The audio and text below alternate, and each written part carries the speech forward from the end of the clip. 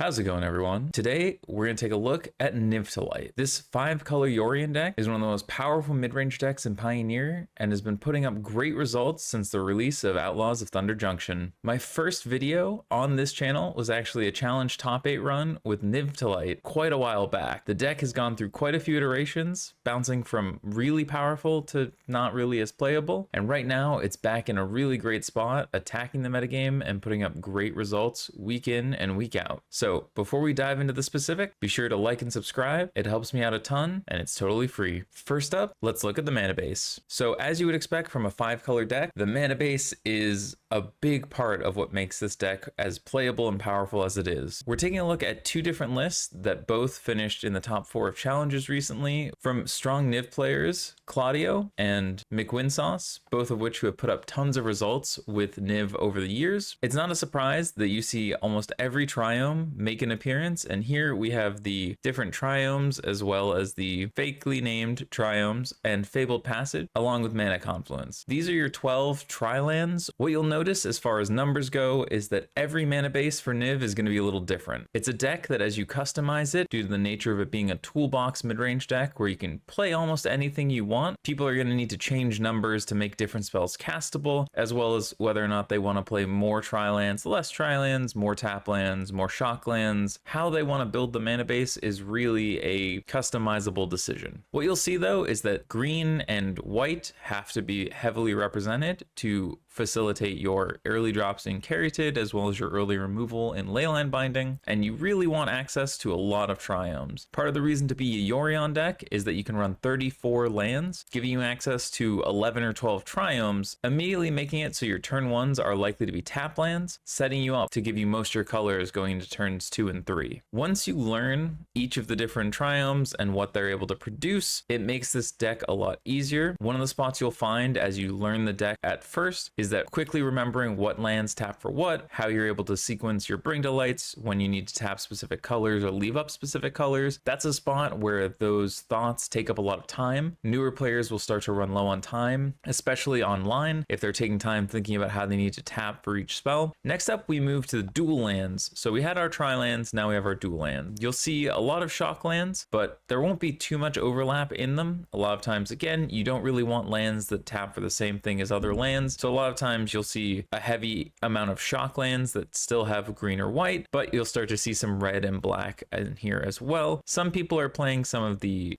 check lands, the Fortress, Catacomb, Cemetery, or Grove. These are helpful in that they don't cost life as opposed to the shock lands, and since your triomes have basic typing, they tend to come in untapped a lot. The problem is just that because you do run spells like Leyline Binding that care about your basic count, it can be a problem if you have too many check lands and can't cast your removal. Even still, how to balance out this mana base continues to be a big talking point, so you'll need to really figure out how you want to configure your mana base around your spells, especially considering your sideboard and what other things you might be looking at in the future. I recommend for a lot of newer players to stick with established lists, play it a little bit, see if you're a little hungry for certain colors or a little bit too flooded on them, make small adjustments and tweaks, see if you're overpaying too much life, have too many triomes, want more untap lands. If you have no problem with your Leyline Bindings, you can make adjustments, but take your time with it. It is a very delicate process, and honestly, even as someone who has played a lot of Niv, I tend to take the more stock mana bases and we'll figure it out from there. Next up, we move to the creatures. Even though you are a toolbox mid-range deck, you are still built around your powerful creatures. The ones in this box here, these first 3 in the top left, are your bread and butter. These are your staples. You'll see that because you're a toolbox with access to Bring to Light, you play a lot of 1-ofs. Here, your creatures are the ones that are your 2, 3, 4-ofs and are really the base of the deck. Sylvan Caryatid used to be the most important part of this deck. It's still incredibly important. It still gives you the ability to cast your spells. Being a hexproof defender, especially against aggro, can buy you some time, and it also gives you the ability to rapidly reach that mid-game point where you can take over from other decks. Omnath, Locus of Creation, is one of the best value creatures in Magic. Obviously, it has seen play across every format it has been printed into. The ability to draw a card is helpful, especially in a deck that doesn't actually have a lot of card draw. So being able to keep churning through your deck is very important. And obviously the landfall abilities are incredible, especially when you get a free 4 mana. That's a big reason we're playing Fabled Passage, is to get those double mana turns where all of a sudden you gain 4 life, have your Omnath, and you get to play 10 mana worth of spells on turn 5. Obviously being a 4/4 blocker also helps a lot against aggro and can lock down the ground if you need to in a pinch. Niv Mizzet Reborn, of which the deck is named, is one of the most powerful 5-drops in the format. Obviously the casting cost is the restriction here. A 5 mana 6/6 flyer is already going to basically always take over the board, and at worst is going to draw removal, so you need a powerful ETB. Here we build our deck around the ability to get some extra card draw off your multicolored spells. One of the things that people lean to learn when they play this deck is that it only calls pairs, so cards like Niv Mizzet Supreme, other tri-colored things won't be options, but you can take basically any of the guilds from Ravnica. While the deck has strayed away from really leaning into that and making your Niv draws 3, 4, 5, 6 cards, you're still getting a 3, 4, or 5 for 1 on most cases, probably around a 3 for 1, and then if they remove it, you're still getting more value. Niv Mizzet Reborn is still a powerful clock, and again, even though people can kill it, remove it, it's very hard for them to play a fair 1-for-1 game when you're drawing 3 or 4 cards and they're still spending resources to kill your threat. Next up, we have Niv Mizzet Supreme, which is one of the nice surprises that came out of the extra sets that were attached to Standard, much like the Aftermath sets. Flying and hexproof from monocolored is already very powerful, but the ability to give your instants and sorceries jumpstart is incredibly powerful in this deck. Again, we're already building the deck to be functionally built around 2 colors from Niv Mizzet Reborn, so now all your instants, sorceries, removal, bring to light, etc. have jumpstart, meaning that you can just chain your spells and really never run out once you start reaching that mid-game point. Valki, we've seen for a long time, ever since the Cascade decks really brought it to light. In Modern, being able to cheat this out, bring to light lets you cast the Tybalt side, so you have a 5 mana 7 draw Planeswalker. Even though you can cast it on the front half, most of the times you're wanting to play it as Tybalt. It's an incredibly hard to beat threat for most decks, and while there are some decks that can easily remove it, most of the time, once you've traded resources, it's the Haymaker that closes out the game or removes a problematic permanent, and then you get to lever it. Tolsimir and Lila are 2 cards that come and go dependent on the build. They do different things. Lila allows you to plot your different spells as they go. Obviously, plotting something like Bring to Light isn't great, but plotting an extra Lightning Helix against aggro is usually GG. So it gives you some incredible mid to late game staying power, as well as a 3 mana 3/3 that can get a little bit bigger. Tolsimir, on the other hand, is one of your best lockdown threats against aggro. Getting 2 3/3s will often lock down the board. Fighting off a creature makes it already a 3-for-1, and the life gain is oftentimes good enough. If you're able to play something like a Tolsimir, kill a Slickshot Show Off, gain 3 life, and the board is completely stable, it's incredibly hard for an aggro deck to push through that at any reasonable rate. Next up, we move to the artifacts and enchantments. These are some of your most valuable spells. Even though none of them fit the Niv Mizzet theme in terms of being multicolored, they are kind of the backbone of how you're able to grind through the mid game and survive and get really good value leading up to that mid to late game. Leyline Binding has been a format all-star since the printing, since you're able to run the triomes and discount it down to a single white, can hit anything, and is incredibly powerful at being able to stabilize the board and deal with problematic permanents. Obviously, you need to be careful because of the presence of Boseiju and other enchantment removal. Putting problematic permanents under a Leyline Binding can be a liability, especially in the mirror, but it's a necessity to be able to survive the mid to late game, or survive to the mid to late game. Next up, we have Ancient Cornucopia, which is a new card from the Big Score. This is one of the great tools that, along with Caryatid, has been helping get your mana in better shape without having to pay as much life every time, as well as being able to gain life for every spell you cast once per turn, equal to that spell's colors. Now, obviously, in the early game, when you cast the Cornucopia on 3, you're only going to have 1 mana open. That's a Leyline Binding. Being able to remove an opponent's creature and gain a life, already a great start against aggro. This is one of the cards that has been really helping the deck survive aggro and reach the mid game, and is a huge upgrade that kind of flew under the radar until a little bit into the season. Next up, you have Fable the Mirror Breaker and Up the Beanstalk. Players who have played Modern, Standard, any format really are going to be familiar with these. These are your value engines, being able to churn through your deck, get some extra treasures, as well as copy things like your Goblin tokens to continue to apply pressure, as well as other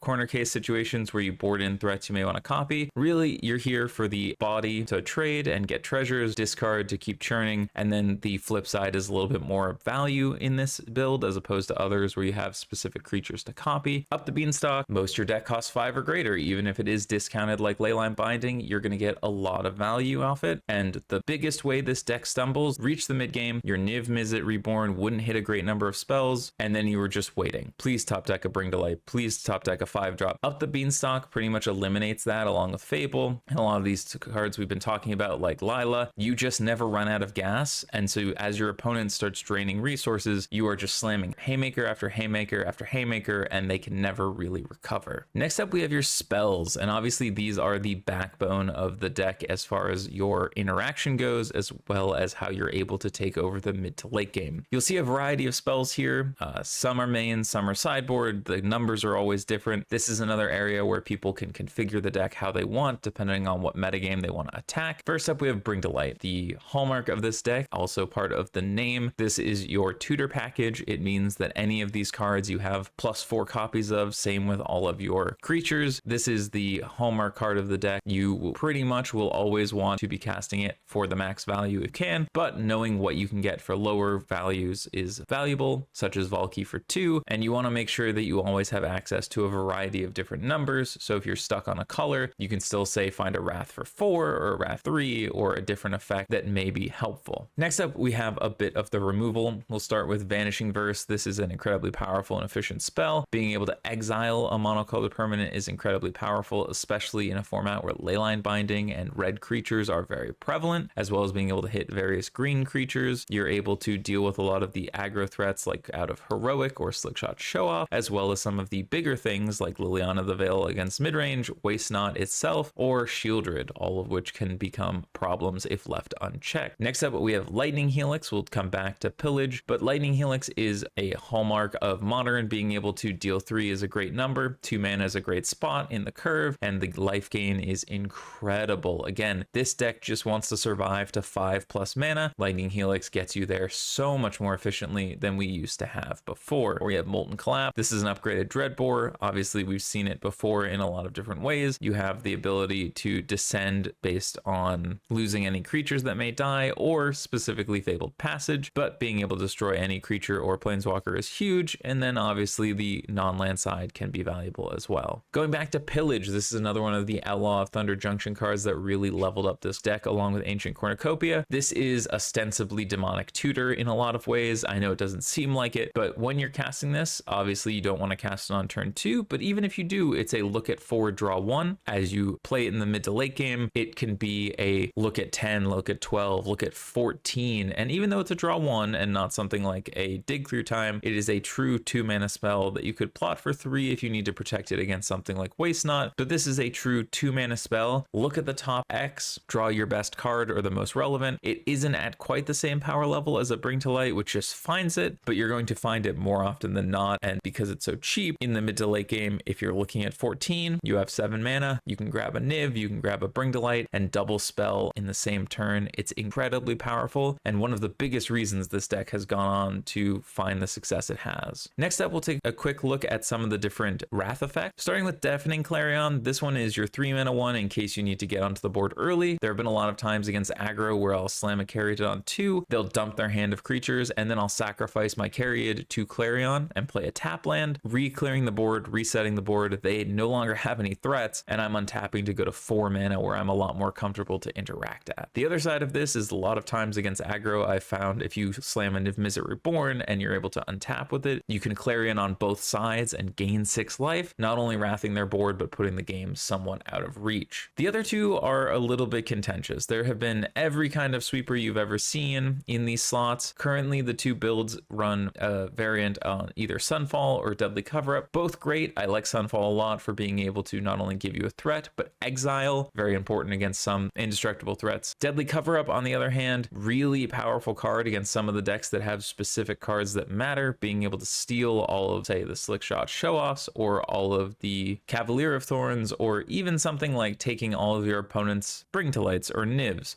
Very impressive in its own right. Having this kind of extricate effect is powerful, but you wouldn't want to run it by itself, so attaching it to a Wrath where you're able to just get rid of a single Niv from your graveyard or some of your various costed spells gives you a way to take out some deck. You'll see that we also run Unmoored Ego for a similar effect of being able to hit against combo decks like Lotus Field Quintorius combo. These kind of spells help you survive what normally would be some of your worst matchup and give you the ability to somewhat survive a otherwise difficult situation if you were just relying on normal mid-range tools. Last up, we have K Command, which is your value spell. Obviously just a good quality spell, and having an additional spell of the Molten Collapse that you can get off of Niv for your red-black is good. Being able to rebuy your threats, rebuy a Valky that died earlier was discarded. Shatter is a very powerful effect, especially when you can hit things like Cornucopia, and then you just have the deal 2, which oddly comes up because your 6/6 flyer sometimes hits them 3 times and you just want to shock them. But it's a good all-around card and nothing really too bad to keep around as a one of. Oftentimes it's a card that you'll want to search up and you'll find yourself craving it when you absolutely need to bring to light for it, so it's good to just have a copy around. Finally, there's Consecrate Consume, which is another option that a lot of the decks are running in the sideboard. Primarily you have the 2-mana exile card from a graveyard. This hits Phoenix very well, as well as things like Greasefang or Amalia in case of a return to the ring. But you also have the backside option where a player can sacrifice a creature with the greatest power among creatures they control and you gain the life. While it's a sorcery, it still can be used as a good way to deal with opposing Nivs or other big creatures that just happen to gain you 6 life or other big amounts. Really, you're playing this for the Consecrate side, but like with everything in this deck, you have to use every piece of the buffalo as it were, so you somewhat need to be comfortable knowing all the different ways your spells can function and interact. Next up, we move to the sideboard, and just like the main deck, you're going to find a litany of different playable options all over the place that seem to do similar things or related things. It's a bit of preference of how you want to build your sideboard, how you want to choose to interact, what you want to fight, but Niv gives you that ability to really customize and build your given board. First up, we have Combo, which is somewhat a non-negotiable card. This helps you against combo as well as multi-spell decks that need to churn through their deck. Funnily enough, it is somewhat good against Quintorius combo since they're draining you and then you drain them back, but they will start to stack more copies of drains than you do. But even so, it is a powerful card against many multi-spell decks where you're able to sit there and somewhat drain them out and survive into that mid to late game so you can control the game, especially against Lotus Field, which only has Otawara as a way to interact. Next up, we have some standard sideboard staples like Mystical Dispute, Fatal Push, Dovin's Veto. These really shouldn't need too much explanation. Dispute, good in counter matchups, good in the mirror, good against big blue spells, people tapping out, great to hit those spells for cheap or early. Fatal Push, obviously need to interact with early creatures that might take over the game, and Dovin's Veto, you just need to counter some spells that are able to take over the game if left uninteracted with. Especially in the mirror, it's nice to have an uncounterable spell, since for the most part a lot of your spells are big haymakers, and not being able to interact back makes it so that you just take advantage of that interaction. Next up, we have Run Afoul and Pick Your Poison, both of which can be used to take out your local enemy Vein Ripper.